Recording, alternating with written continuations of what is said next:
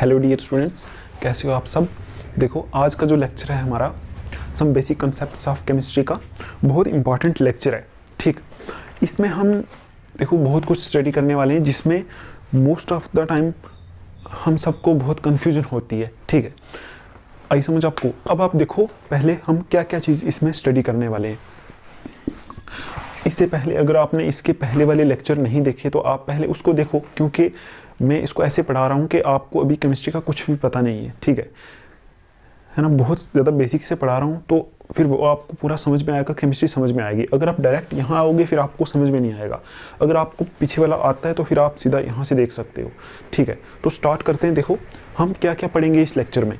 हम पहले पढ़ेंगे इसमें एटॉमिक मास के बारे में। देखो एटॉमिक मास, हमारा जो एटॉमिक मास होता है ना, इसमें एक प्रॉब्लम है, इसमें बहुत सारी टर्म्स आ जाती हैं। ठीक, कभी तो एटॉमिक मास आता है, कभी आता है relative atomic mass, relative atomic mass, कभी बोल देते हैं एवरेज एटॉमिक मास, है ना, एटॉमिक मास। ठीक, एवरेज एटॉमिक मास बोल देते हैं। ठीक है, ये हम पढ़ेंगे, ये क्लियर करेंगे। कभी हम मास नंबर बोल देते हैं, मास नंबर बोल देते हैं। ठीक, आई समझ। फिर उसके बाद हम पढ़ेंगे यहाँ मॉलिक्यूलर मास, मॉलिक्यूलर मास पढ़ेंगे। ठीक है, इधर हम यहाँ देखेंगे कि एटॉमिक मास यूनिट जो होता है ना, एटॉमिक मास यूनिट AMU, ये कहाँ से आया। ठीक है, कैसे इसको ग्राम में कैसे चेंज करते हैं, कैसे कैलकुलेट करते हैं वैल्यूज इसकी। ठीक है, ये सारी चीज़ें हम आज की क्लास में देखेंगे। एटॉमिक मास, मॉलिक्यूलर मास, रिलेटिव एटॉमिक मास, ऐसी चीज़ें, और इसके बेस पे कुछ छोटे मोटे न्यूमेरिकल्स डिस्कस करेंगे। ठीक है, तो आप अपनी नोटबुक उठाओ, लिखना स्टार्ट कर दो। तो चलते हैं हम अपना फर्स्ट टॉपिक जो हमारा है एटॉमिक मास, तो करते हैं स्टार्ट। देखो मैं थोड़ा सा लिखवाता हूँ, क्योंकि मुझे लगता है कि अगर मैं ऐसे ही पढ़ा दूँ फिर आपको बाद में कुछ समझ में नहीं आएगा। थ्योरी पढ़ के आप फिर बाद में भी तो समझ पाओगे ना, इसलिए मैं लिखवाता हूँ। तो आप लिखना स्टार्ट कर दो, आपको सारा साथ में समझ में भी आएगा। फिर अगर कोई प्रॉब्लम आती है आपको, आप मुझे बोल सकते हो कमेंट्स में, तो मैं फिर उसकी वीडियो फिर से बना के डाल दूंगा आपके लिए। ठीक है, या फिर मैं कुछ रिप्लाई करके उस डाउट को क्लियर करने की कोशिश करूंगा। तो देखो चलते हैं फिर। एटॉमिक एंड मॉलिक्यूलर मास, ये हमारा टॉपिक है। तो पहला आप लिखो यहाँ एटॉमिक मास क्या होता है। Atomic mass, atomic mass. ठीक, देखो एटॉमिक मास के बारे में हम पहले कुछ पॉइंट्स लिखेंगे। ठीक, फिर उसके बाद आपको जाके समझ में आएगा। चलो लिखो पहला पॉइंट।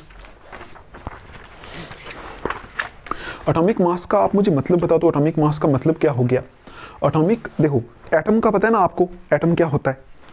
ठीक, आप बोलोगे एटम होता है सबसे छोटा पार्टिकल मैटर का। ठीक है, मैटर का सबसे छोटा पार्टिकल जिसको हम फर्दर ब्रेक ना कर सकें, उसको बोलते हैं atom.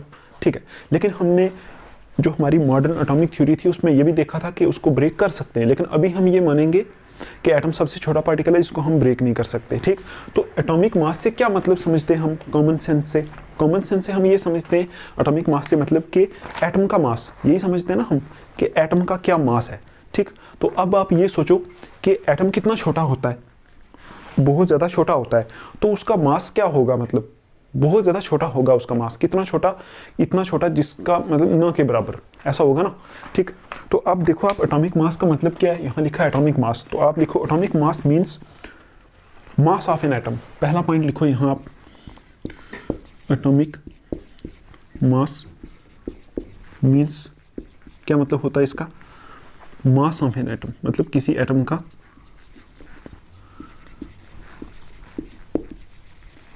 Mass of an atom, किसी एटम का मास। ठीक, अब आप देखो मास क्या होता है। मास होता है quantity of matter in a body. Mass का मतलब होता है कि किसी बॉडी में, किसी चीज में कितनी मैटर की क्वांटिटी है, उसी को बोलते हैं मास। ठीक, तो एटॉमिक मास का मतलब हो गया किसी एटम का मास। अब आप दूसरा पॉइंट लिखो यहाँ, since atoms are very small, लिखो since atoms are very small. आपको पता है एटम्स बहुत छोटे होते हैं, so mass of an atom is very small.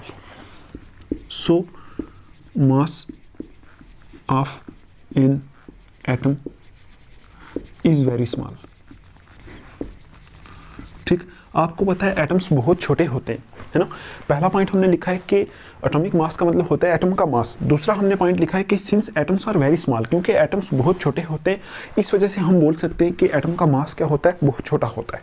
ठीक, इतना समझ में आया आपको, एटम का मास बहुत छोटा होता है। अब आप देखो, अब आप मुझे बताओ, एटम इतना छोटा है, क्या उसका मास हम किसी वेटिंग वाली मशीन से कर सकते हैं? नहीं कर सकते, क्योंकि बहुत ज़्यादा छोटा है। ठीक, अगर 1000 एटम भी पड़े होंगे ना वेटिंग मशीन पे, तब भी उसका मास आएगा ही नहीं कुछ। ठीक है, क्योंकि वो ग्राम में होता ही नहीं। हमारी जो वेइंग वाली मशीन होती है उसमें तो ग्राम में या किलोग्राम में होता है ना, तो एटम का मास ग्राम में तो होता नहीं। मतलब इतना ज़्यादा छोटा होगा तो इतना होगा 10⁻⁻24 ग्राम, इतना कहीं होगा, है ना, इस रेंज में होगा, या -12 ग्राम, बहुत छोटा, तो उसमें तो होगा नहीं। तो अब आप देखो, यहाँ लिखो, लेकिन प्रॉब्लम ये है कि उसको हम फिर निकालेंगे कैसे? देखो निकालेंगे कैसे? तो अब देखो, पहले ज़माने में कुछ ऐसे कुछ सिस्टम करके निकाला गया था, कुछ टेक्निक से निकाला गया था, वो हम स्टडी करेंगे। लेकिन आज के ज़माने में क्या है, कुछ ना कुछ टेक्निक्स अवेलेबल हैं हमारे पास। ठीक, आई समझ आपको? अब आप देखते हैं हम आज के ज़माने में इसको हम कैसे निकाल सकते हैं। आप देखो, नाउ अडेज मतलब आजकल वी हैव टेक्निक्स, हमारे पास टेक्निक से मास निकालने की। We have techniques. कौन सी टेक्निक्स है? उसमें आती है हमारी, सबसे मेन आती है मास स्पेक्ट्रोमेट्री। Mass spectrometry. ठीक, ये हमारी टेक्निक होती है आजकल के ज़माने में, जिससे हम एटम का एग्जैक्ट मास निकाल सकते हैं। ठीक, आई समझ आपको? For determining atomic masses accurately, यहाँ लिख लो, फॉर डिटरमाइनिंग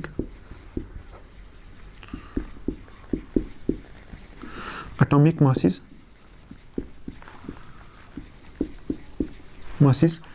एक्यूरेटली। ठीक है, मतलब आजकल हमारे पास टेक्निक्स हैं, जैसे मास स्पेक्ट्रोमेट्री, इससे हम क्या कर सकते हैं, आजकल के ज़माने में एटॉमिक मास को एक्यूरेटली निकाल सकते हैं, चाहे जितना भी छोटा हो उसको निकाल सकते हैं। अब आप देखो, हमें 3 चीज़ें पता चल गई। हमें पता चल गया एटॉमिक मास का मतलब क्या होता है, मास ऑफ एटम। ठीक है, एटम का मास। उसके बाद हमें पता चल गया, क्योंकि वो बहुत छोटा होता है एटम, तो उसका मास निकालना आसान नहीं है।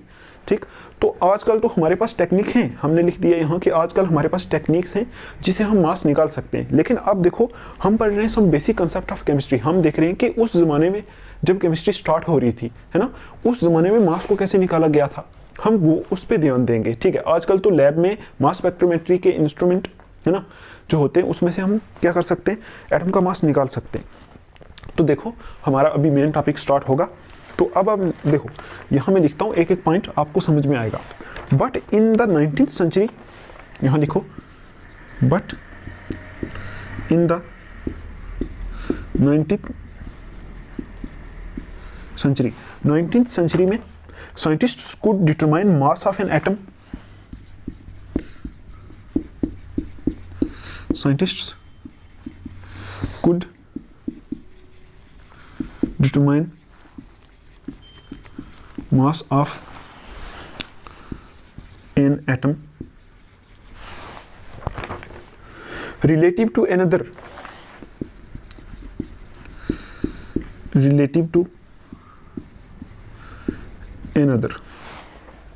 by experimental means।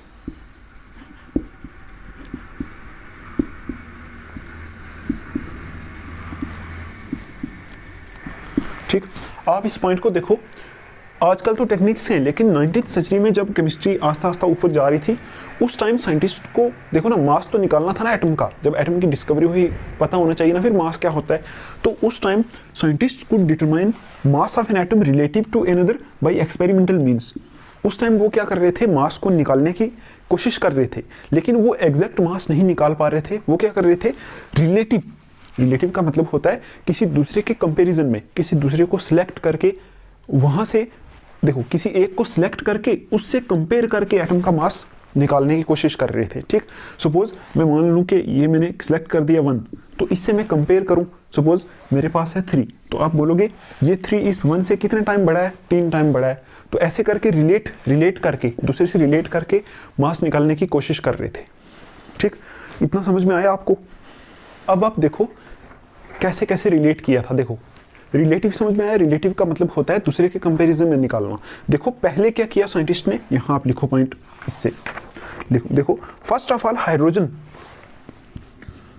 First of all hydrogen being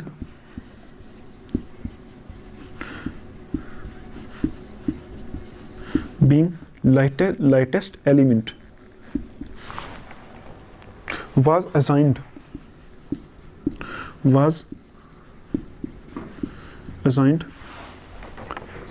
a mass of 1, ठीक, विदाउट एनी यूनिट्स, यहां लिख लो आगे,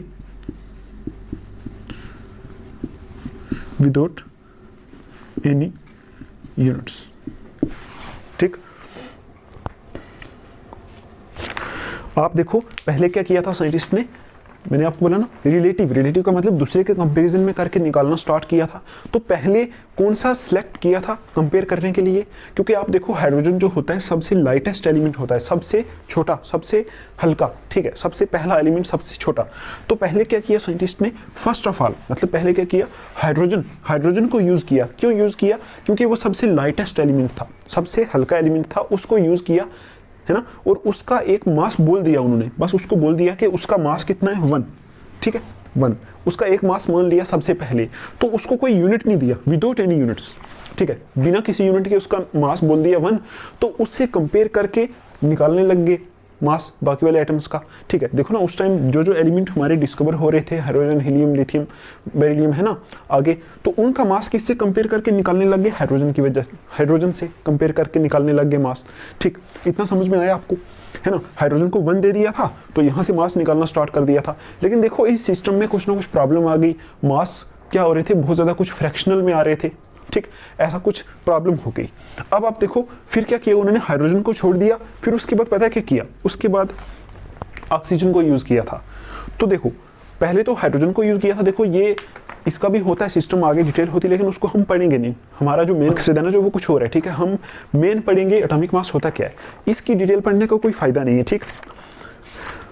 उसके बाद देखो oxygen was also used, oxygen was also used, oxygen को भी यूज किया गया था, कहाँ, मतलब ऑक्सीजन को भी यूज किया गया था रिलेट कराने के लिए।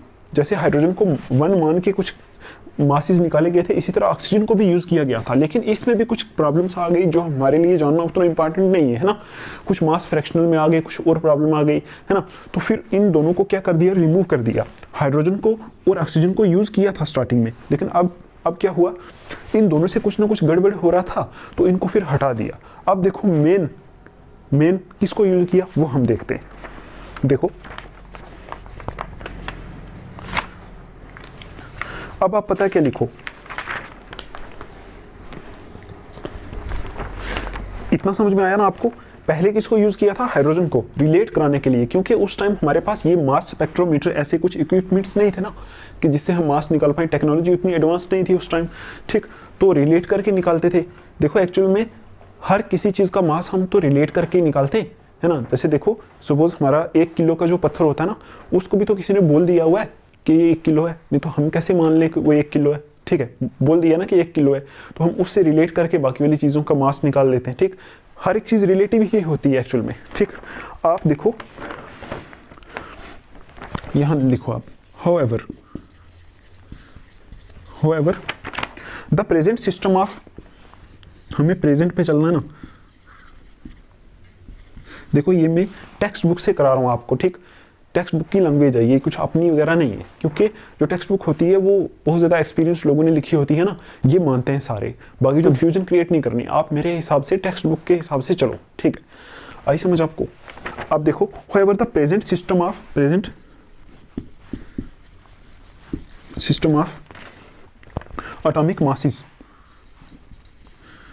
atomic masses is based on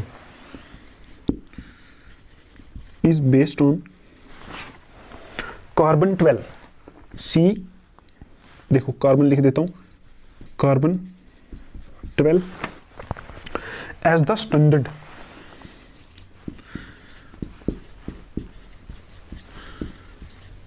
standard and has been agreed upon in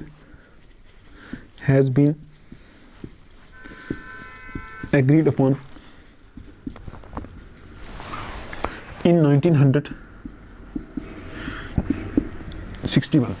आप देखो पहले हाइड्रोजन यूज किया गया, फिर ऑक्सीजन यूज किया गया, लेकिन जो प्रेजेंट सिस्टम है एटॉमिक मासेस का, जो मतलब 1961 के बाद चल रहा है, वो क्या चीज है, उसमें किसको रेफरेंस माना गया था, किसको रेफरेंस माना गया था, कार्बन 12 को। ठीक है, अब आप देखो ये कार्बन 12 क्या होता है, आपको अगर पता हो थोड़ा सा आगे तो हम पढ़ेंगे, लेकिन अभी आप देखो आइसोटोप्स होते हैं ना, कार्बन के 3 आइसोटोप्स होते हैं, कार्बन 12 ऐसे करके, कार्बन 13, कार्बन 14। ठीक, आप देखो ये 12 इसका एटॉमिक मास नहीं है, ये इसका मास नंबर है। ठीक, मास नंबर है इसका। देखो आगे हम पढ़ेंगे मास नंबर क्या होता है नेक्स्ट वाले चैप्टर में, अभी आप इतनी टेंशन मत लो। ये जो होता है ना, ये मास नंबर, ये होता है number of proton plus neutron. अभी तो हमने प्रोटॉन और न्यूट्रॉन की डिस्कवरी नहीं की ना, हम नेक्स्ट वाले चैप्टर में पढ़ेंगे discovery of proton, discovery of neutron, discovery of electron, फिर उसके बाद आपको मैं ये समझाऊंगा ना, क्योंकि मैं तो बेसिक से करा रहा हूँ ना, मैं सारे चैप्टर मिक्स नहीं करने वाला। ठीक है, तो इसलिए बस आप अभी ये याद रख लो कि उन्होंने क्या किया, कार्बन 12, आप इतना मान लो कार्बन के 3 आइसोटोप्स होते हैं, कार्बन 12, 13, 14। ठीक, तो उन्होंने क्या किया 1961 के बाद बोल दिया उन्होंने कि कार्बन 12 है, जो कार्बन का 12 वाला आइसोटोप, ये एक रेफरेंस है। ठीक है, इसको रेफरेंस मान लिया किसके लिए, एटॉमिक मास निकालने के लिए। आई समझ आपको, देखो लिखा है ना, however the present system of atomic masses is based on carbon 12 as the standard and has been agreed upon 1961। मतलब अभी हमने क्या कर दिया, 1961 के बाद कार्बन 12 को, कार्बन के 12 वाला जो आइसोटोप होता है जिसका मास नंबर 12 होता है, ठीक, उसको स्टैंडर्ड मान दिया। ठीक, और हमारा ये सिस्टम चलना स्टार्ट हो गया। उसके बाद देखो, आई समझ आपको, देखो अब आप देखो, अगर हम क्या करेंगे, अगर हम मास निकालेंगे तो मास का कोई ना कोई यूनिट भी तो होगा। तो आप देखो मास के मोस्टली यूनिट्स क्या होते हैं मास निकालने के, या तो किलोग्राम होता है, या ग्राम होता है ना, या मिलीग्राम होता है, कुछ होता है। अब देखो एटॉमिक, ये जो ना बहुत छोटी क्वांटिटीज होती हैं एटॉमिक, इनका मास निकालने के लिए आपने एक अलग से यूनिट बना दिया। किसने बना दिया, आपको पता है ये चीजें सारी कौन बनाता है, ये बनाता है केमिस्ट्री के रिलेटेड IUPAC, है ना, international union of pure and applied chemistry. ये एक ऑर्गेनाइजेशन होती है जो केमिस्ट्री की सारी चीज़ें, मतलब कुछ चेंज करना हो, कुछ बनाना हो, है ना, वो बनाती है। तो आप देखो यहाँ एक पॉइंट आप लिखो, जैसे हम देखो चीज़ों के मास को कैसे एक्सप्रेस करते हैं, ग्राम में, किलोग्राम में। इस तरह क्या हुआ कि साइंटिस्ट ने बोल दिया कि जो हमारा एटम और मॉलिक्यूल का जो मास होता है उसके लिए अपना एक प्रॉपर यूनिट दे दिया। उस यूनिट को क्या बोल दिया, देखो mass of any atom is expressed in AMU। बोल दिया कि mass of any atom is expressed in AMU। AMU का मतलब होता है atomic mass unit, atomic mass unit. ठीक, ये एक यूनिट था।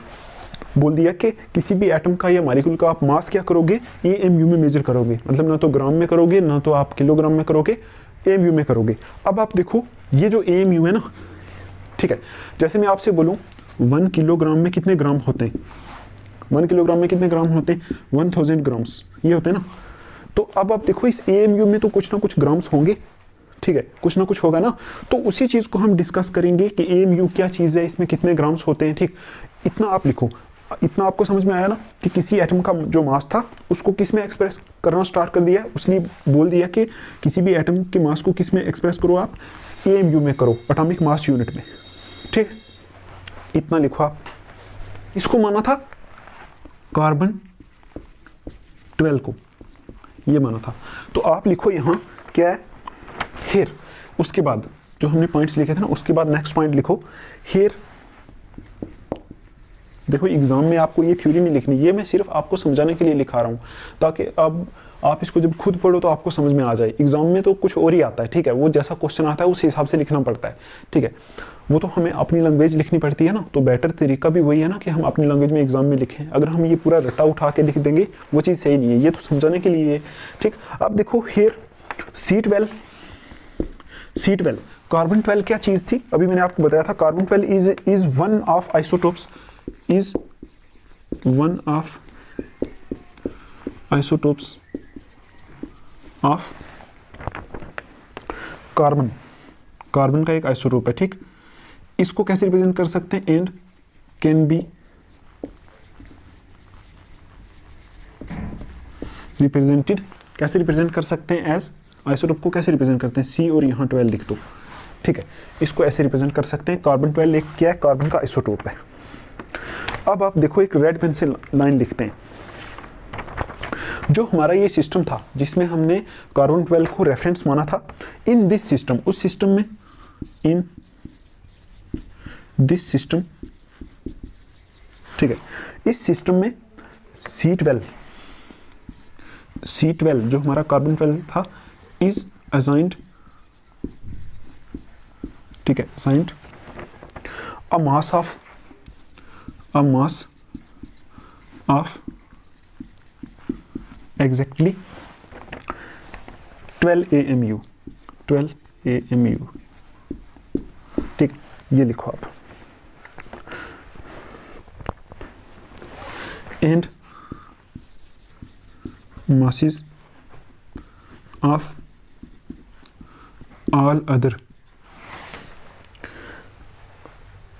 other atoms are given relative to this standard, relative to this standard, ठीक। ये पॉइंट आप समझो, ये पॉइंट जो है ना इंपॉर्टेंट है। देखो ये जो हमारा सिस्टम था इसमें क्या किया गया, जो हमारी केमिस्ट्री की ऑर्गेनाइजेशन होती है उन्होंने बोल दिया, एक बार बोल दिया कि जो हमारा C12 है in this system, C12 is assigned, C12 का मतलब देखो ना, C कार्बन 12 से कंपेयर किया था ना, है ना, कार्बन 12 था ना जो, उसके एक एटम को, एक एटम की बात कर रहे हैं यहाँ, ठीक है, एक एटम को कार्बन 12 को क्या कर दिया, एग्जैक्टली मास कितना बोल दिया, उन्होंने बोल दिया एक ही बार रेफरेंस के लिए बोल दिया कि कार्बन 12 का जो मास होगा वो कितना है, 12 AMU, ये उन्होंने बोल दिया था, 12 AMU। AMU क्या होता है अभी बताया, एटॉमिक मास यूनिट, ठीक, अभी हम इसको डिस्कस करेंगे, ठीक। इस सिस्टम में क्या किया, कार्बन 12 को मास, उसका मास क्या कर दिया, एक बार सिलेक्ट कर दिया 12 AMU, और देखो and masses of all other atoms are given relative to this standard, इसको स्टैंडर्ड मान लिया, ठीक है, एक मेन मान लिया, बाकी सारे एटम्स के मास इसके रिलेटेड हम क्या करते हैं, निकालते, ठीक। आई समझ आपको, है ना, इतना समझ में आया कि कार्बन 12 को सिलेक्ट कर लिया था, उसके एक एटम का मास बोल दिया था कि कितना होता है, 12 AMU होता है, ठीक। तो बाकी वालों के मास उसके कंपैरिजन में हम निकालते हैं। अब आप देखो यहां से, अभी तो काम नहीं हुआ ना हमारा, आप देखो यहां देखो, मास ऑफ C12 को ऐसे लिख सकते हैं ना, है ना, 12 इस तरफ लिखते हैं, मास नंबर ऊपर, ठीक है। तो देखो कार्बन का जो अगर एटॉमिक नंबर भी लिखना चाहते हो ना, hydrogen, helium, lithium, beryllium, boron, carbon 6 होता है ना, तो यहाँ लिखते हैं 6, यहाँ एटॉमिक नंबर लिखते हैं, यहाँ मास नंबर लिखते हैं। तो देखो मास ऑफ C12 कितना बोल दिया, 12 AMU। अब देखो हम इससे तो कंपेयर कर नहीं सकते, 12 से क्या कंपेयर करोगे, अगर हमारे पास किसी तरह, देखो ये 12 AMU है, हमारे पास अगर किसी तरह 1 AMU की वैल्यू आ जाए, है ना, 1 AMU, तो हम देखो 12 AMU से तो कंपेयर नहीं कर सकते ना, अगर हमारे पास 1 AMU की वैल्यू आ जाए तो हम फिर 1 से तो आराम से कंपेयर कर सकते हैं ना। देखो हमारे पास है 12 AMU, इससे कंपेयर करना थोड़ा मुश्किल है, हम क्या करें, अगर किसी तरह हमारे पास आ जाए 1 AMU, तो अब हम इस 1 AMU से तो कंपेयर कर सकते हैं ना। अगर मैं बोलूँ 3 तो आप बोलोगे नहीं, ये 1 AMU से 3 टाइम क्या है, बड़ा है। अगर मैं बोलूँ 5 तो आप बोलोगे 1 AMU से 5 टाइम बड़ा है ना। तो अब आप देखो, अगर C12 एटम का मास जो है वो कितना है, 12 AMU, ठीक। या इसको मैं ऐसे लिख सकता हूँ, देखो इसको मैं ऐसे लिख दूँ, अगर 12 AMU कितना, किसके बराबर है, मास ऑफ C12 इतना है। तो यहाँ से मैं 1 AMU की वैल्यू निकाल सकता हूँ मैथमेटिक्स अप्लाई करके। देखो 1 AMU कितना होगा, फिर अगर 12 AMU की वैल्यू है मास ऑफ C12, तो 1 AMU कितना होगा, mass of C12 divided by ये होगा। देखो समझ में आता है आपको, देखो 12 mu कितने के बराबर है? मास ऑफ C12 एटम, ठीक है। C12 के एक एटम का मास है ये, C12 एटम, ठीक। और 1 mu किसके बराबर होगा? मास ऑफ C12 एटम, वही एटम डिवाइडेड बाई 12। अब आप देखो इसको मैं ऐसे भी तो लिख सकता हूँ, 1 AMU किसके बराबर होता है? Mass of C12 atom. यहाँ आप लिख दो, देखो इस 12 को मैं ऐसे लिख सकता हूँ 1/12 इंटू, यहाँ से 1/12 निकाल दिया, इंटू देखो मास ऑफ 1 C12 एटम। देखो एक एटम का मास है ना, तो लिख दिया, ठीक। आई समझ आपको? अब आप देखो ये हमारा हो गया क्या? 1 AMU। देखो 1 AMU कितना हो गया? इतना, ठीक। आप देखो हमने 1 AMU तो निकाल लिया। अब आप देखो हमारे पास अगर 1 AMU, तो इससे तो हम कंपेयर कर सकते हैं ना बाकी वाले मासेस को, है ना। हमने बोल दिया 1 AMU की वैल्यू आ गई। अब हम क्या करेंगे? 1 AMU की वैल्यू कितनी आई? इतनी, ये वाली आई। तो इससे अगर हम बाकी वाले मासेस को कंपेयर करें तो हम बहुत सारे एटम्स के मास, रिलेटिव मास निकाल सकते हैं रिलेट करके, ठीक। इतना समझो आप। अब आप देखो यही एक चीज़ है, देखो इसको, देखो इसको अगर मैं मास ऑफ 1 एटम में ना, ये वाला, इसको 1 से मल्टीपल करूंगा, ये आएगा, तो डिवाइडेड में वही 12 आएगा। ये तो मतलब ये और ये चीज़ बिल्कुल सेम है। तो आप इसको डिफाइन कर सकते हो यहाँ से 1 AMU को, ठीक। 1 AMU को कैसे डिफाइन करोगे? देखो मैं यहाँ लिख देता हूँ, यहाँ लिखो, रेड से लिखते हैं इसको। कैसे लिखोगे? लिखो 1, या ऐसे लिख दो, ऐसे 1 AMU atomic mass unit is defined as, कैसे डिफाइन करोगे? इज डिफाइंड, लिख लो आप इसको, डिफाइंड एज, ठीक है। इसको देख के डिफाइन करो, ये क्या चीज़ है? 1/12 है, 1/12 है ना, ये 1/12, 1/12। देखो 1 AMU is defined as a mass, ठीक, mass exactly equal to, exactly equal to, आगे क्या लिखोगे? किसके बराबर है? 1/12 एग्जैक्टली इक्वल टू, इसके बाद यहां लिखो आप 1/12 the mass of 1 carbon atom, the mass of 1 C12 atom. देखो मैंने क्या किया? सिर्फ इस 1 AMU को डिफाइन कर दिया, डेफिनेशन लिख दी इसकी, ठीक। क्या लिख दिया मैंने? 1 AMU is defined as a mass exactly equal to, किसके बराबर है? 1/12 है ना, तो इसको लिखोगे ना 1/12, उसके बाद क्या है? मास ऑफ 1 कार्बन एटम, तो लिख दिया 1/12 into 1/12 the mass of 1 carbon atom, वही लिख दिया 1/12 the mass of 1 carbon atom. मतलब 1 AMU कितना होता है? एक कार्बन एटम के क्या कर दो? 1/12 कर दो, है ना। C12 एटम का, देखो जो हमारा C12 एटम है ना एक, उसका 1/12 कर दो, मतलब उस एक का 12th हिस्सा कर दो, तो उसको क्या बोलते हैं? 1 AMU, ठीक। आप देखो इन्होंने तो मास के असाइन किया था, इन्होंने बोल दिया था कि कार्बन के एक एटम का मास है 12 AMU, तो वहां से हम किसकी वैल्यू निकाल दी हमने? 1 AMU की। अब देखो अगर हमारे पास 1 AMU की वैल्यू निकल गई तो हम इससे कंपेयर करके बाकी सारे मासेस निकाल सकते हैं, ठीक। तो इतना लिखो आप। नेक्स्ट देखते हैं, हमने क्या देखा? 1 AMU किसके बराबर था? 1/12 into mass of 1 C12 atom, इसके बराबर था, ठीक। तो आप यहां से एक चीज याद रख लो, देखो जब हम मोल कंसेप्ट पढ़ेंगे ना, इसको हम निकाल सकते हैं। देखो यहां हमें चाहिए क्या? मास ऑफ 1 कार्बन एटम, एक कार्बन एटम का मास चाहिए, वो हम निकाल सकते हैं मोल कंसेप्ट यूज करके। लेकिन अभी देखो इस पूरे को आप याद रख लो कि यहाँ से mass of 1 carbon atom put करके जो वैल्यू आती है पूरी, यहाँ से वो आती है 1 AMU की वैल्यू कितने आती है? ग्राम में कन्वर्ट करो अगर, है ना। 1 AMU इज इक्वल टू कितना आता है? देखो 1.66 इंटू 10⁻⁻24 ग्राम आता है यहाँ से, ठीक। या इसको आप अगर केजी में कन्वर्ट करो, किलोग्राम में, तो क्या लिखोगे? 1.66 इंटू 10⁻⁻27 केजी भी आ सकता है, ठीक है। केजी में करने के लिए, ग्राम को किलोग्राम में करने के लिए 10⁻³ से क्या करना पड़ेगा? डिवाइड करना पड़ेगा, तो ऊपर जाएगी 10⁻⁻27 हो जाएगी।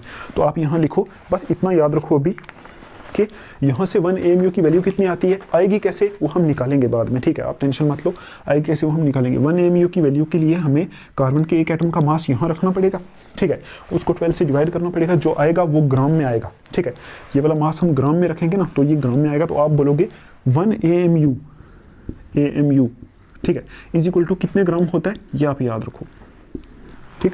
कहीं अगर AMU लिखा है एटॉमिक मास यूनिट, तो अभी मैंने आपको बोला था ना जैसे किलोग्राम में 1000 ग्राम्स होते हैं, इसी तरह AMU में भी ग्राम्स होते हैं, एटॉमिक मास यूनिट। देखो एक्चुअल में AMU भी तो मास ही है ना, तो मास ग्राम में किलोग्राम में भी तो निकाल सकते हैं। तो यहाँ से बोल दिया कि 1 AMU इज इक्वल टू कितना 1.66 इंटू 10⁻⁻24 ग्राम होता है, और या इसको अगर हम किलोग्राम में कन्वर्ट करें तो इतने किलोग्राम होता है, ये आप अभी याद रखोगे, ठीक।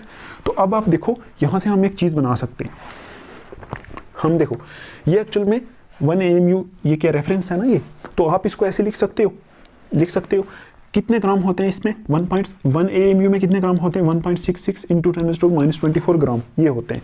तो आप इसको ऐसे लिख सकते हो 1.66 इंटू 10⁻⁻24 ग्राम पर AMU बोल सकते हैं, ऐसे ग्राम पर AMU बोल सकते हैं ना, ग्राम पर AMU मतलब AMU में कितने ग्राम होते हैं 1.66 इंटू 10⁻⁻24 ग्राम पर AMU। तो अब देखो ये हमारा क्या हो जाएगा, पूरा रेफरेंस हो जाएगा, रेफरेंस, ठीक है। तो इससे कंपेयर करके अब हम क्या करेंगे, मास निकालेंगे दूसरे एटम का, ये हो जाएगा ना रेफरेंस, है ना। आपको मैंने बोला था ना कि 1 AMU की वैल्यू निकालो, तो उसको क्या करो, उसको रेफरेंस मान लो। तो देखो रेफरेंस हमने ये वाला इसकी वैल्यू ये वाली निकाल दी, तो उसको हमने रेफरेंस मान लिया, हम बोल दे रहे हैं कि ये इतने ग्राम किस में होते हैं 1 AMU में होते हैं, ठीक। आई समझ आपको। अब आप देखो, अब मुझे अगर क्या करना हो, इसके कंपैरिजन में मास निकालना हो, ठीक है, मास निकालना हो, मैं क्या करूंगा, देखो आप फार्मूला देखो, उसका फार्मूला होता है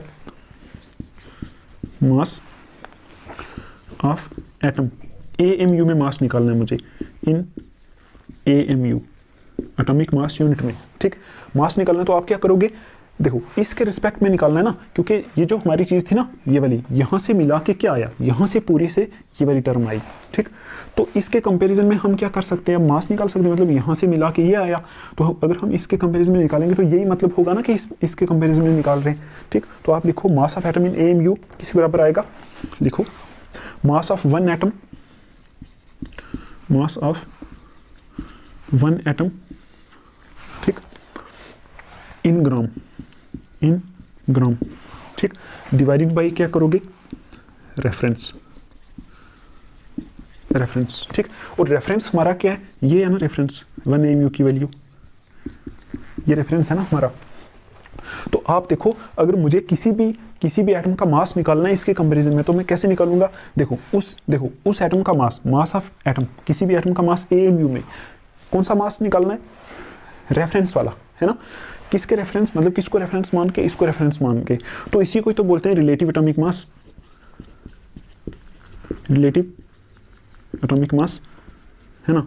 आप देखो ये जो मास है ये एग्जैक्ट तो नहीं है, ये मैं कैसे निकाल रहा हूँ, ये मैं इसके कंपैरिजन में निकाल रहा हूँ, ठीक है, किसी एटम का मास, किसी भी एटम का मास AMU में मैं कैसे निकाल रहा हूँ, इस रेफरेंस के कंपैरिजन में। तो इसी को तो बोलोगे रिलेटिव, रिलेट मतलब दूसरे के साथ रिलेट करके निकाला जा रहा है, ठीक। आप देखो यहाँ इसको मैं और सिंप्लीफाई करके दिखाऊँ, मास ऑफ 1 एटम, यहाँ लिख दो वही मास ऑफ 1 एटम, अभी हम क्वेश्चन करेंगे फिर आपको समझ में आएगा, 1 एटम, ठीक है, इन ग्राम्स में किसी भी एटम का मास डिवाइडेड बाई रेफरेंस की वैल्यू क्या है, रेफरेंस की वैल्यू ये वाली है, तो आप लिखोगे 1.66 इंटू 10⁻⁻24 ग्राम पर AMU, ठीक, ये आएगा, आई समझ आपको।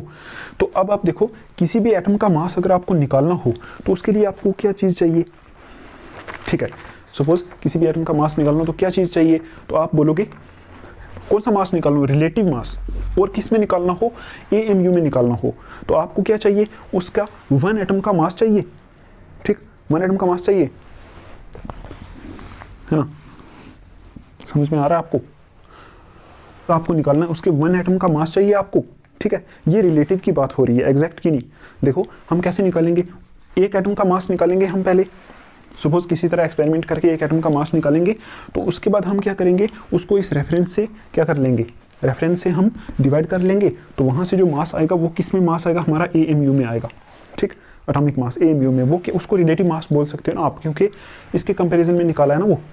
ठीक, आई समझ आपको। 1 atom of hydrogen, suppose mass of 1 atom of hydrogen दिया हुआ है हमें 1.67 इंटू 10⁻⁻⁻24 ग्राम। ठीक, सपोज हमने किसी तरह मास स्पेक्ट्रोमेट्री से किसी तरह हाइड्रोजन के एक एटम का मास निकाल दिया, इतना है।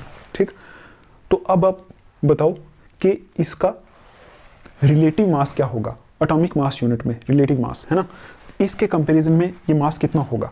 ठीक, किसके कंपैरिजन में, रेफरेंस के कंपैरिजन में। तो अब आप देखो mass of 1 atom of hydrogen हमें इतना दिया हुआ है, तो आप क्या करोगे, ये वाला फार्मूला लगाओगे। तो कैसे लगाओगे, देखो मास AMU में निकाल रहे हैं। ठीक है, AMU एटॉमिक मास यूनिट में कितना होगा ये वाला, इसके कंपैरिजन में कितना होगा। आप देखो मास ऑफ 1 एटम को यहाँ रखना है, ये ग्राम में दिया हुआ है ना, इसको यहाँ रखना है, तो कितना आएगा 1.67 into 10⁻⁻⁻24 gram divided by reference. Reference क्या चीज़ है, ये वाला 1.66 इंटू 10⁻⁻ कितना -24 ग्राम पर AMU। ठीक, तो आप यहाँ से देखो, यहाँ से जो मास आएगा वो AMU में आएगा। आप देखो यहाँ से ग्राम कैंसिल होगा, 10⁻⁻24 से ये कैंसिल हो जाएगा, ग्राम से ग्राम कैंसिल हो जाएगा, ये AMU ऊपर चला जाएगा, है ना। तो ये 1.67 है डिवाइड बाई 1 कितना है 66 है। ये दोनों क्या चीज़ें हैं एक्चुअल में, ये दोनों बराबर है ना ये। ठीक है, देखो आप खुद देखो 1.66 1.67 ये दोनों एक जैसी हैं, सिर्फ पॉइंट का एक फ़र्क है। तो इन दोनों को अगर काटोगे यहाँ से तो क्या आएगा, देखो यहाँ से आएगा हमारा, इन दोनों को अगर आप डिवाइड करोगे ना, ये आएगा हमारा 1.0078 और आगे किस में आएगा, AMU में आएगा। ठीक, इसको हम ऐसे भी लिख सकते हैं 1.00 कितना 8 AMU। तो यहाँ से हम देखो AMU में हम मास निकाल सकते हैं यहाँ से किसी भी एटम का, किस फार्मूले से, इस फार्मूले से हम क्या करेंगे 1 एटम का मास रखेंगे। ठीक, अब देखो 1 एटम का मास कैसे निकालते हैं, ये हम मोल कंसेप्ट पढ़ेंगे, उसके बाद पता चलेगा आपको कैसे निकालते हैं। ठीक, ये तो हमने बस एक एग्जांपल के लिए देख लिया ना। तो आप देखो ये जो मास यहाँ से आया, इसको मैंने किसके कंपैरिजन में निकाला, रेफरेंस के कंपैरिजन में। तो इसका मतलब किसी दूसरे के कंपेयर करके निकाला ना, किसमें AMU में, तो इसी को बोलेंगे ना रिलेटिव मास। ठीक, आपको समझ में आया ये। तो आप ये बोल सकते हो जो एटॉमिक मासेज हैं वो एक्चुअल में रिलेटिव मासेज है ना। पहले जो पुराने ज़माने में जो एटॉमिक मासेज दिए गए थे वो एक्चुअल में रिलेटिव मासेज ही थे, वो दूसरे के साथ कंपेयर करके निकाले गए थे। ठीक, आई समझ आपको। अब आप देखो यहाँ से अगर आपको इतना समझ में आया कि अगर एक एटम का मास हो तो हम AMU में निकाल सकते हैं। ठीक, मैं उस चीज़ बता दूं आपको, एक चीज़ पता है क्या है, ये जो AMU है ना, इसको आजकल सिर्फ U भी बोलते हैं, है ना, U भी लिख देते हैं, AMU को पूरे को U भी लिख देते हैं, जिसको बोलते हैं यूनिफाइड मास।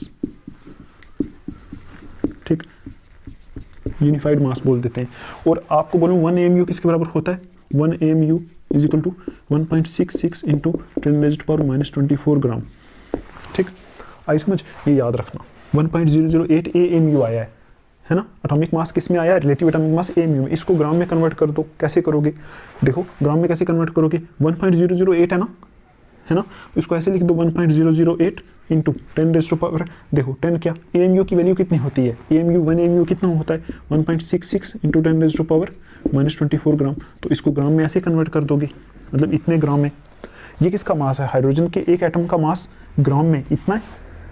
ठीक, ग्राम में इतना है, देखो पहले इतना ही था ना ग्राम में। अगर आप क्या करोगे 1.66 को इससे मल्टीपल करोगे, यही आएगा ग्राम में। तो अगर AMU में करना है तो देखो AMU में कितना है 1.00, यहाँ से आप क्या कर सकते हो AMU में मास निकाल सकते हो। अगर ग्राम में कन्वर्ट करना है तो AMU की जगह ये लिख दो, इतने ग्राम में कन्वर्ट हो जाएगा। ठीक, देखो एक और एग्जाम्पल देखते हैं इसकी, इज इक्वल टू एक कार्बन एटम का 3 ग्राम। ये हमारा किसी तरह सपोज मास आया किसका, कार्बन एटम का, ये एक एटम का मास है। ठीक, तो देखो एक एटम का मास इतना ही होगा ना। आप देखो 10⁻³ बहुत छोटा मास है एक एटम का। तो इसको अगर हमें AMU में निकालना हो तो कैसे निकालोगे, तो आप लिखोगे ना मास, इसका मास AMU में कैसे निकालोगे, पहले तो ये 1 एटम का मास रख दोगे यहाँ 1.992648 इंटू 10⁻⁻23 ग्राम डिवाइडेड बाई क्या करोगे 1.66 इंटू 10⁻⁻24 ग्राम पर AMU रेफरेंस रख लोगे ना, ये रेफरेंस है, यहाँ से ग्राम कैंसिल हो जाएगा, तो यहाँ से ये 23 जाएगा। ओवरऑल इसको सॉल्व करोगे ये 12 के आसपास आएगा, 12 AMU के आसपास आएगा।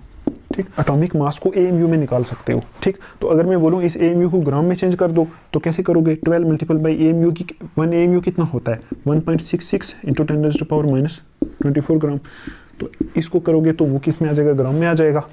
ठीक, अब आप देखो अगर हम इसको ग्राम में लिखें, एटॉमिक मासेस को अगर हम ग्राम में लिखना चाहें तो फिर इतनी बड़ी टर्म्स हमें लिखनी पड़ेंगी, है ना। इसीलिए हम क्या करते हैं, एटॉमिक मासेस को करने के लिए ये AMU यूज़ करते हैं, क्योंकि वो इतना पार्ट कवर कर लेता है ना। ठीक, इतना समझ में आया आपको।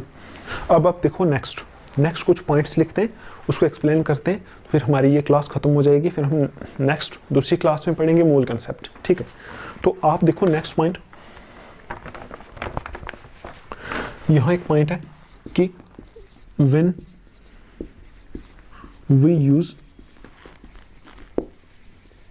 एटॉमिक मासेस इन कैलकुलेशंस, जब हम एटॉमिक मासेस को कैलकुलेशंस में यूज करते हैं, we actually use average atomic masses. उस टाइम हम क्या करते हैं, we actually use average atomic masses. ठीक, उस टाइम हम क्या करते हैं, एवरेज एटॉमिक मासेस यूज करते हैं। ठीक, अब देखो एवरेज एटॉमिक मासेस क्या होते हैं उसके बारे में हम थोड़ी स्टडी कर लेते हैं। एवरेज एटॉमिक मास क्या होता है, आपको पता चल गया ना, एटॉमिक मास और रिलेटिव एटॉमिक मास में डिफरेंस। ठीक है, एटॉमिक मास क्या होता है, एटम का मास। ठीक है, उसको हम मास स्पेक्ट्रोमेट्री से आजकल निकाल सकते हैं, लेकिन रिलेटिव एटॉमिक मास क्या होता है, दूसरे के कंपैरिजन में, किसके कंपैरिजन में निकालते हैं वो मैंने आपको बता दिया वीडियो में। ठीक है, तो अब देखो हम देखते हैं एवरेज एटॉमिक मास। यहाँ लिखो एवरेज एटॉमिक मास।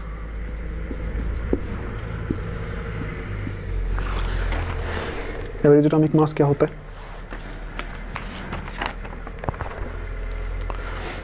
आप देखो यहाँ कुछ पॉइंट्स लिखने पड़ेंगे हमें।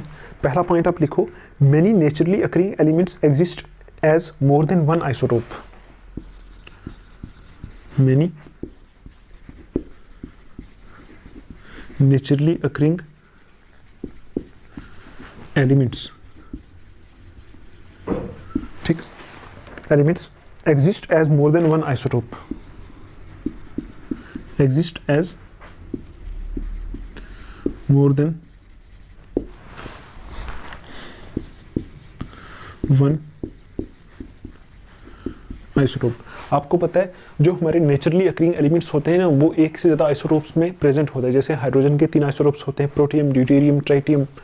कार्बन के 3 होते हैं, कार्बन 12, 13, 14 होते हैं। ठीक, when we take into account the existence of these isotopes, जब हम क्या करते हैं, when we take into account the existence of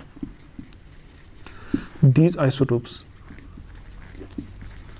जब हम क्या करते हैं, इन आइसोटोप्स को भी साथ में लेते हैं in the relative abundance and their relative abundance। देखो समझते हैं इसको। देखो हमें पता है कि जो हमारे एलिमेंट्स होते हैं ना, वो बहुत सारे आइसोटोप्स में प्रेजेंट होते हैं। ठीक है, तो जब हम क्या करते हैं, when we take into account, जब हम क्या करते हैं, उन सब आइसोटोप्स को मिला के लेते हैं ना, मिला के लेते हैं, और उनकी रिलेटिव एबेंडेंस, रिलेटिव एबेंडेंस का मतलब होता है परसेंटेज अक्रेंस। परसेंटेज अक्रेंस मतलब कितने परसेंट वो पाए जा रहे हैं, उनको सबको मिला के लेते हैं। ठीक, तो उस टाइम क्या होता है, देखो उस टाइम क्या होता है, ये देखो आप,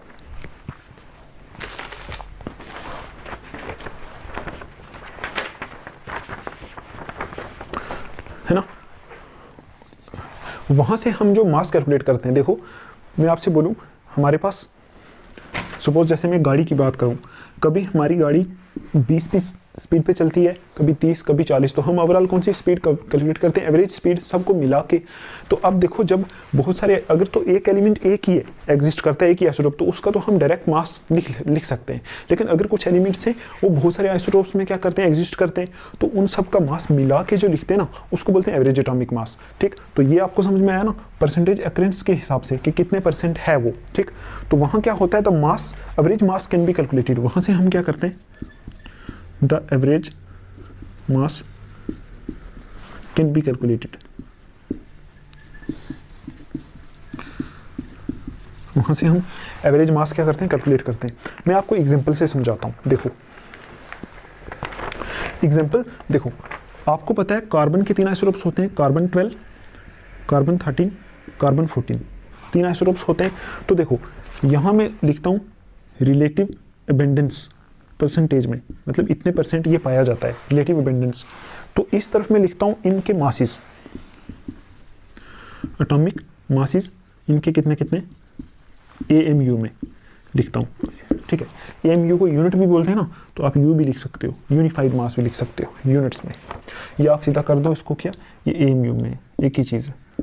ठीक, ये एक एग्जांपल है। ये होता है हमारा कार्बन 12 होता है 98.892%, इतना होता है। ये होता है हमारा नेचर में कितना एग्जिस्ट करता है, 1.108%, इतना होता है। और ये होता है 2 × 10⁻⁻, कितना, -10%, ये इतना एग्जिस्ट करता है। इसका एटॉमिक मास कितना होता है, इसका कितना होता है, इसका कितना होता है, देखते हैं। एटॉमिक मास इसका होता है 12, इसका होता है 13.00335 AMU, इसका होता है 14.00317। ये इनके एटॉमिक मासेस हैं, मतलब इनके एक एटम के मासेस हैं ये। और ये कितने कितने % पाया जाता है, इतने पाया जाता है। तो अब देखो अगर तो कार्बन एक ही होता तो हम उसका सीधा सीधा मास निकाल देते, लेकिन हमारे पास प्रॉब्लम ये है कि देखो यहाँ लिखा है ना, जब हम मासेस यूज़ करते हैं जो हम कैलकुलेशंस में, वो एक्चुअल में एवरेज एटॉमिक मासेस होते हैं। तो हम यहाँ ये देख रहे हैं कि एवरेज एटॉमिक मासेस होते क्या है।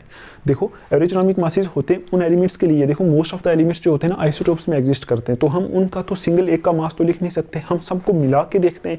तो उस टाइम हमें क्या करना पड़ता है, एवरेज निकालना पड़ता है। ठीक है, तो एवरेज निकालने के लिए आप देखो, मैं एक एग्जाम्पल ले रहा हूँ। सपोज जैसे कार्बन के 3 आइसोटोप्स हैं, ठीक है, 1 2 3, तो इनके इतना इतना प्रेजेंट है। अब देखो हमें क्या पता चलेगा, हम कार्बन 12 की बात कर रहे हैं, 13 की या 14 की बात कर रहे हैं ना। तो देखो इसलिए हमें क्या करना पड़ेगा, यहाँ से एवरेज निकालना पड़ेगा। तो इस टाइप में एवरेज कैसे निकालते हैं, देखो एवरेज निकालने का तरीका क्या है। Average mass, average atomic mass ऐसे निकालते हैं, average atomic mass is equal to, देखो इसकी परसेंटेज मल्टीपल बाई इसको कर दो, इस 12 को। ठीक है, परसेंटेज कितनी है, 98.892% मल्टीपल बाई, देखो परसेंट का मतलब मैं ऐसे लिख सकता हूँ, परसेंट को मैं अपॉन 100 कर सकता हूँ, यही होता है ना परसेंटेज। ठीक, मल्टीपल बाई कितना है, कितना मास है इसका, 12, ऐसे कर दो, प्लस इसकी कितनी है, 1.108% है। 1.108% को मैं 100 लिख सकता हूँ, मल्टीपल बाई कितना है यहाँ 13.0035। ठीक, प्लस यहाँ से इसके आगे लिखना है आपने, कैसे, इसका कितना है 2 × 10⁻⁻10 डिवाइडेड बाई कितना 100 और मल्टीपल बाई कितना 14.00317। ये आ गया एवरेज निकालने का तरीका। अब देखो आप अगर इसको कैलकुलेट करोगे ना, ये वाला कैलकुलेट करोगे यहाँ से, तो ओवरऑल मास पता है कितना आता है, 12.0, देखो इतना आता है। यहाँ से मैं रेड पेन से लिखता हूँ इसको,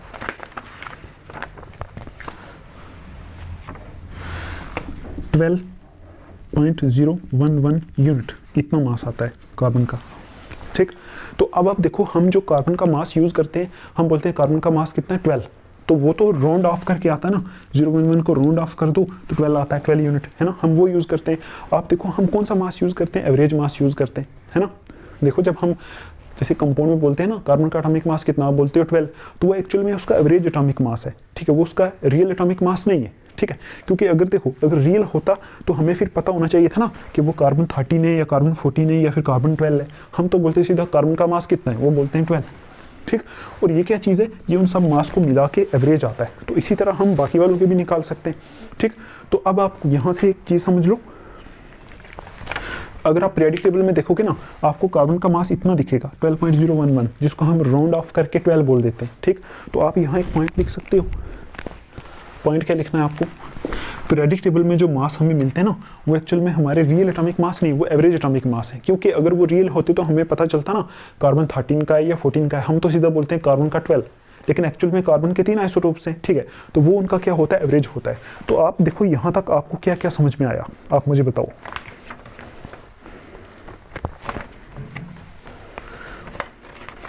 ठीक, देखो जैसे मैं बोलता हूँ कि क्लोरीन का मास कितना होता है 35.5 AMU, ये होता है एक एटम का मास, है ना। लेकिन एक्चुअल में ये एवरेज एटॉमिक मास है, क्योंकि क्लोरीन भी क्या करता है, आइसोटोप्स में एग्जिस्ट करता है। कौन कौन से, क्लोरीन एक होता है 35, एक होता है Cl37, तो ये भी आइसोटोप्स में एग्जिस्ट करता है। यहाँ से भी इसका भी परसेंटेज के हिसाब से एवरेज निकाल के जो मास मिलता है वो मिलता है 35.5। पीरियोडिक टेबल में ये दिया होता है। ठीक, आई समझ आपको। तो यहाँ से आपको देखो एक चीज़ तो समझ आई आपको, एटॉमिक मास क्या होता है। ठीक, रिलेटिव एटॉमिक मास क्या होता है, समझ में आया ना। एटॉमिक मास हो गया किसी एटम का मास, रिलेटिव एटॉमिक मास हो गया दूसरे के कंपैरिजन में मास, किसके कंपैरिजन में, कार्बन 12। ठीक, उसके बाद देखो एवरेज एटॉमिक मास क्या होता है। एवरेज एटॉमिक मास है कि most of the elements periodic table में क्या होते हैं, हमारे आइसोटोप्स में एग्जिस्ट करते हैं, तो उन सबको मिला के मास देखते हैं ना हम, तो उसको बोलते हैं एवरेज एटॉमिक मास। ठीक, और जो पीरियोडिक टेबल में मास दिया होता है हमें, वो क्या होता है, वो एवरेज एटॉमिक मास है। और ये जो दिया हुआ है क्लोरीन के ऊपर 35, 37, ये क्या है ना, ऐसे लिखते हैं ना 17C35, ये क्या चीज़ है, ये तो मास है ही नहीं। ठीक है, एक्चुअल में ये मास नहीं है, ये क्या है, ये इसका देखो एटॉमिक मास नहीं है, ये एक्चुअल में इसका मास नंबर है, ठीक है। ये हम पढ़ेंगे आगे, मास नंबर की कोई यूनिट ही नहीं होती। ये एक्चुअल में ये डिफाइन कर रहा है कि इसमें प्रोटॉन कितने और न्यूट्रॉन कितने, प्रोटॉन प्लस न्यूट्रॉन होता है। ठीक, और इसका जो एवरेज एटॉमिक मास जो हम कैलकुलेशंस में यूज़ करते हैं वो कितना है 35.5। नहीं समझ, ऐसे ही बाकी वालों के भी दिए होते हैं। ठीक है, इतना समझ में आया आपको। ये वाला देखो, क्लास थोड़ी लेंथी हो रही है, लेकिन आपको समझ में आनी चाहिए चीज़ें। ठीक, AMU में मास निकालना आना चाहिए, AMU को ग्राम में कन्वर्ट करना आना चाहिए, ऐसे करके। ठीक, आपसे मैं एक चीज़ बोलूँ, यहाँ देखो कार्बन 12 है, कार्बन 13 है, कार्बन 14 है, इसका एटॉमिक मास क्या है। देखो एटॉमिक मास तो 12 नहीं है, 13 नहीं है, 14 नहीं है, एटॉमिक मास क्या निकाला था, 12 था। वो क्या था, एवरेज था। ठीक है, 12 AMU था एटॉमिक मास यूनिट। ठीक, और ये क्या चीज़ें हैं, 12, 13, 14, ये एक्चुअल में मास नंबर है। ये क्या शो करते हैं, प्रोटॉन प्लस न्यूट्रॉन शो करते हैं। इनकी हम डिस्कवरी करेंगे जब हम नेक्स्ट चैप्टर में डिस्कवरी पढ़ेंगे, उसके बाद इसको देखेंगे। ठीक, इतना समझो आप। तो मॉलिक्यूलर मास क्या होता है, बहुत सिंपल सी डेफिनेशन होती है इसकी। जैसे एटॉमिक मास क्या था, मास ऑफ वन एटम, तो मॉलिक्यूलर मास का क्या मतलब हो गया, मॉलिक्यूलर मास का मतलब हो गया मास ऑफ वन मॉलिक्यूल। ठीक, एक मॉलिक्यूल का जो मास होता है वो क्या होता है, उसको बोलते हैं मॉलिक्यूलर मास। तो अब आप यहाँ लिखो, molecular mass is the sum of, क्या होता है ये, molecular mass is the sum of, किसका सम होता है, atomic masses of the elements, sum of atomic masses of the elements in a molecule. ठीक, आप मुझे बताओ एक मॉलिक्यूल का मास बहुत बड़ा होगा या बहुत छोटा होगा। आप बोलोगे जैसे एटॉमिक मास बहुत छोटा होता है, ऐसे ही क्या होगा, बहुत छोटा होगा। तो उसको हम किस में रिप्रेजेंट करेंगे, है ना, डिनोट करेंगे, AMU से करेंगे। ठीक, तो ये होता है molecular mass. Molecular mass is the sum of atomic masses of all the elements in a molecule, मतलब जितने भी एटम्स उस मॉलिक्यूल में प्रेजेंट हैं, सब के एटॉमिक मास का सम कर दो, वो क्या बन जाता है, मॉलिक्यूलर मास बन जाता है। और मॉलिक्यूलर मास का मतलब होता है एक मॉलिक्यूल का मास। ठीक, तो जैसे मैं बोलूँ हमारे पास कंपाउंड है, हमारे पास फर्स्ट एग्जांपल देख लो CH4, ये हमारा एक मॉलिक्यूल है। ठीक, मैं बोल रहा हूँ ये एक मॉलिक्यूल है। ठीक है, तो अब आप देखो इसका मॉलिक्यूलर मास कैसे निकालोगे। कार्बन का भी हमने निकाला था, कार्बन का जो एग्जैक्ट आता है ना, वो आता है 12.011 यूनिट। यूनिट का मतलब होता है AMU। ठीक, इसको हम राउंड ऑफ करके लिखते हैं 12। ठीक, हाइड्रोजन का कितना आया था 1.008 यूनिट, तो इसको हम राउंड ऑफ करके कितना लिखते हैं 1, इतना लिखते हैं ना, 1 कितना 1 यूनिट, एक एटम का मास।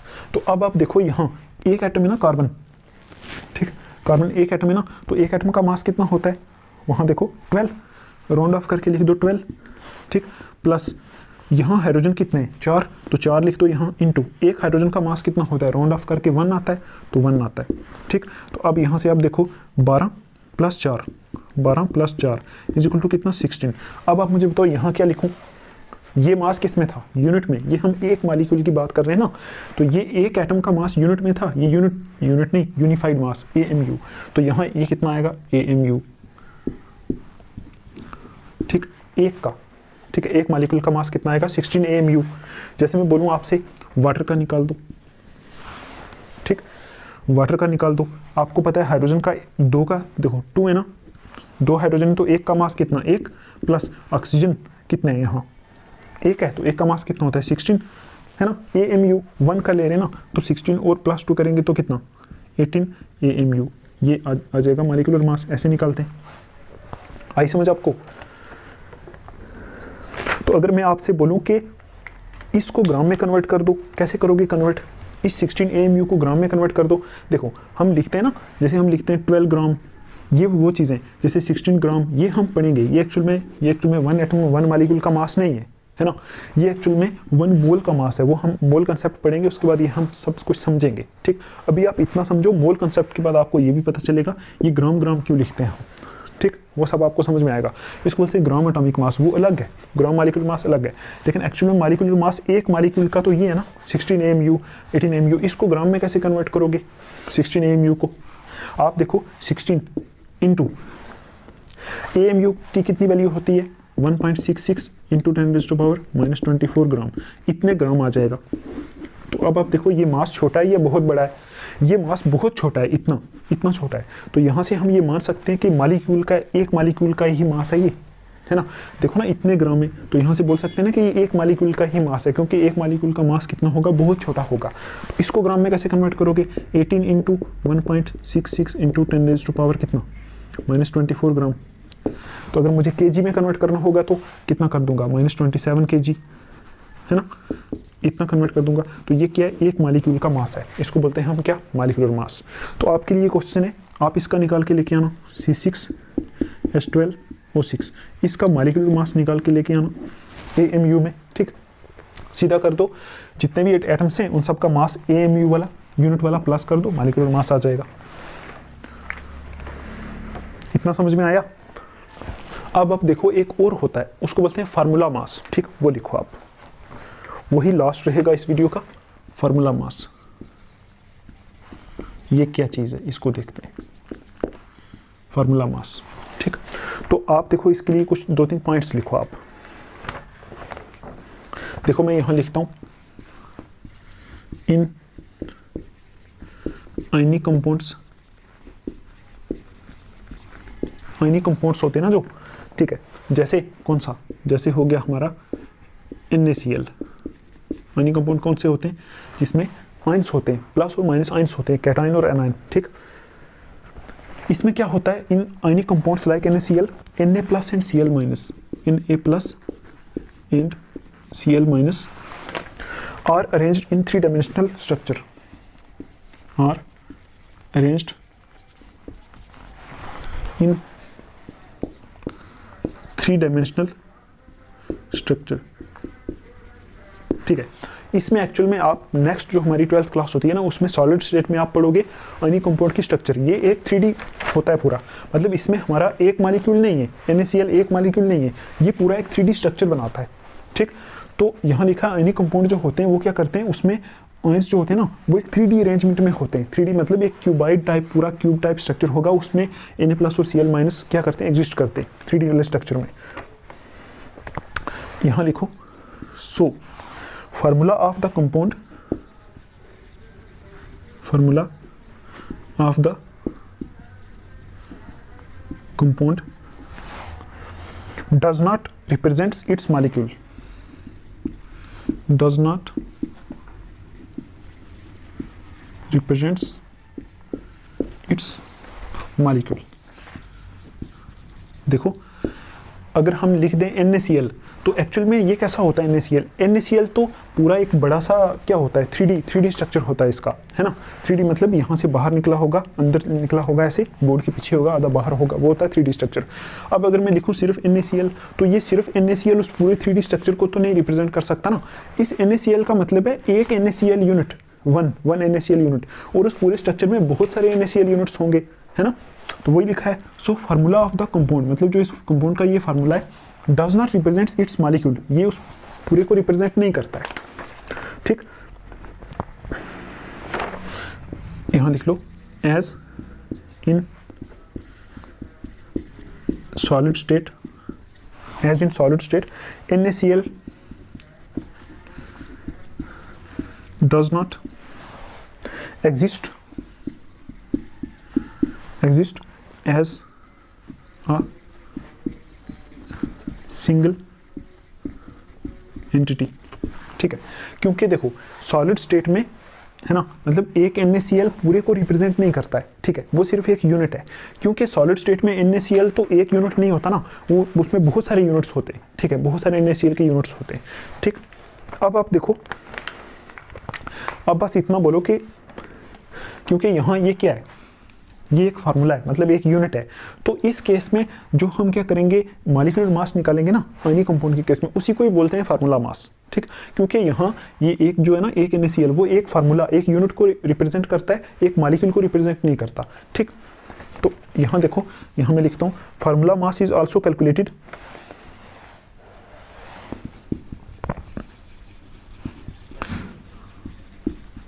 mass is also calculated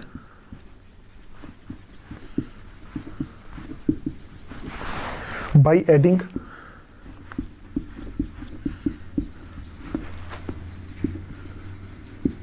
atomic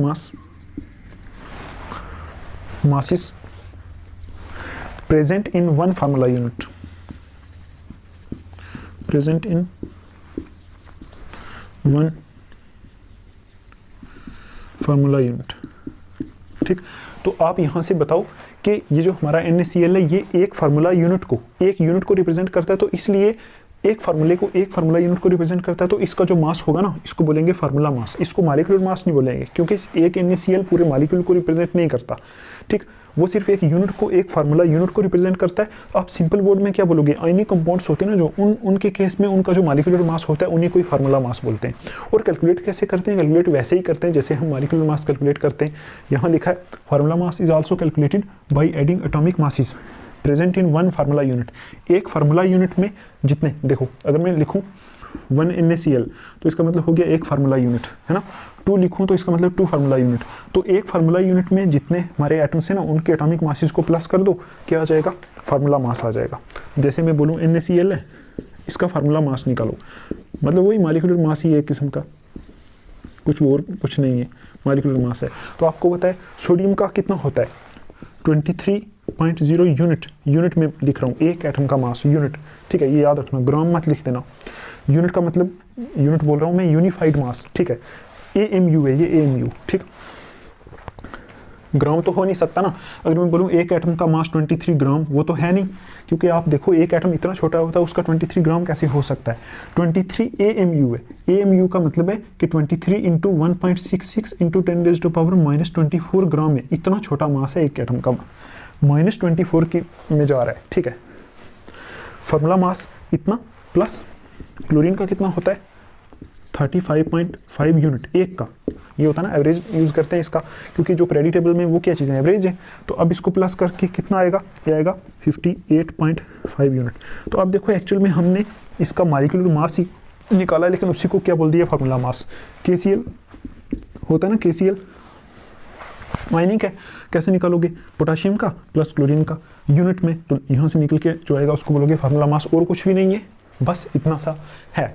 तो अब आप देखो आज की वीडियो में हमने क्या क्या पढ़ा, एटॉमिक मास पढ़ा, ठीक, मॉलिक्यूलर मास भी पढ़ लिया हमने, रिलेटिव एटॉमिक मास भी पढ़ लिया, एवरेज एटॉमिक मास भी पढ़ लिया, फार्मूला मास भी पढ़ लिया। तो आई होप आपको सब कुछ समझ में आया होगा।